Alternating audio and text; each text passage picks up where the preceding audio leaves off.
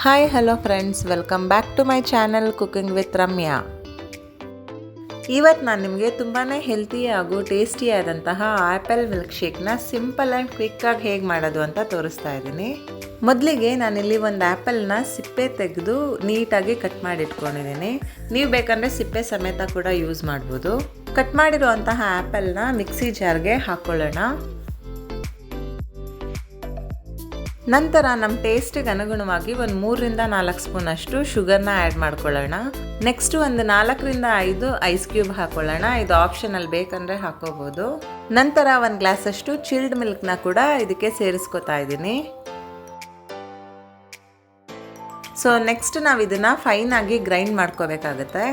Sugar ಬೇಡ ಅನ್ನೋರು ಹನಿ ಅಥವಾ ಜಾಗ್ರಿ ಪೌಡರ್ನ ಕೂಡ ಯೂಸ್ ಮಾಡ್ಕೋಬೋದು ಸ್ವೀಟಿಗೆ. ನಿಮಗೆ ಗೊತ್ತಿರ್ಬೋದು, ಆ್ಯಪಲಲ್ಲಂತೂ ತುಂಬಾ ಹೆಲ್ತ್ ಬೆನಿಫಿಟ್ಸ್ ಇರುತ್ತೆ. ಡೈಲಿ ಒಂದೊಂದು ಆ್ಯಪಲ್ ತಿನ್ನೋದ್ರಿಂದ ನಾವು ಡಾಕ್ಟರಿಂದ ದೂರ ಇರ್ಬೋದು ಅಂತ ಆಗಿನ ಕಾಲದಿಂದನೂ ಹೇಳ್ತಾ ಬಂದಿದ್ದಾರೆ. ಮಕ್ಕಳಿಗೆಲ್ಲ ಕೆಲವೊಂದ್ಸಲಿ ನಾವು ಬರೀ ಆ್ಯಪಲ್ ಕಟ್ ಮಾಡಿಕೊಟ್ರೆ ತಿನ್ನೋದಿಲ್ಲ. ಸೊ ಈ ರೀತಿಯಾಗಿ ಜ್ಯೂಸ್ ಮಾಡಿಕೊಟ್ರೆ ಅವರು ಇಷ್ಟಪಡ್ತಾರೆ. ನಾವು 1 ಮಿನಿಟಷ್ಟು ಗ್ರೈಂಡ್ ಮಾಡಿಕೊಂಡ್ರೆ ಸಾಕು, ಇದು ಫೈನ್ ಪೇಸ್ಟ್ ಆಗಿ ಚೆನ್ನಾಗಿ ಬರುತ್ತೆ. ನೋಡ್ತಾ ಇರ್ಬೋದು, ಕನ್ಸಿಸ್ಟೆನ್ಸಿ ಎಲ್ಲ ತುಂಬಾ ಪರ್ಫೆಕ್ಟಾಗಿ ಬಂದಿದೆ. ಈವನ್ ಥಿಕ್ನೆಸ್ ಕೂಡ ಚೆನ್ನಾಗಿ ಬಂದಿದೆ. ನೋಡಿ, ಇಷ್ಟಿದ್ರೆ ಚೆನ್ನಾಗಿರುತ್ತೆ. ನಾನು ಈ ಮಿಲ್ಕ್ ಶೇಕಲ್ಲಿ ಆ್ಯಪಲ್ ಸಿಪ್ಪೆನ ರಿಮೂವ್ ಮಾಡಿರೋದ್ರಿಂದ ವೈಟಾಗಿ ಚೆನ್ನಾಗಿ ಬಂದಿದೆ. ಸಿಪ್ಪೆನಲ್ಲಿ ಈಗೆಲ್ಲ ವ್ಯಾಕ್ಸ್ ಕೋಟಿಂಗ್ ಇರುತ್ತೆ ಅನ್ನೋ ಕಾರಣಕ್ಕೆ ನಾನು ರಿಮೂವ್ ಮಾಡಿದ್ದೀನಿ.